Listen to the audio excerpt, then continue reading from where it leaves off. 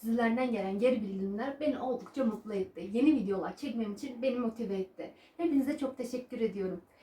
Kanalıma abone olduğunuz için, videolarımı beğendiğiniz için ayrı ayrı sevgilerimi gönderiyorum. Şimdi yeni videolarla yolumuza devam ediyoruz. Ben bu kez sizlerle Nedime bilekliği nasıl yapılır bunun videosunu çektim.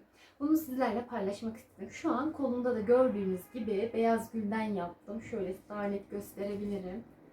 Şöyle siz de istediğiniz renkte istediğiniz çiçekleri kullanarak istediğiniz malzemelerle Nedime bilekliklerinizi yapabilirsiniz. Bu Nedime bilekliklerini biz ne yapıyoruz? Gelinler nikahlarında ya da düğünlerinde çok sevdiği yakın arkadaşlarına, kuzenlerine ya da herhangi sevdiği dostlarına hatıra olarak bırakmak için hem de onlara şöyle bileklerine bağlayarak geline destek olduklarını, onun mutluluğunu paylaştığını bildirmek için kullanılıyor. Benden de bu videoyu çekmem için çok talep geldi. Ben de sizlerle paylaşmak istedim. Umarım videomu beğenirsiniz. Kanalıma abone olmayı, videomu beğenmeyi ve sevdiklerinize linkimi göndermeyi lütfen ama lütfen unutmayın. Hepiniz kendinize çok iyi bakın. Çok teşekkür ediyorum. Videonun devamını izlemeyi unutmayın. Hoşça kalın.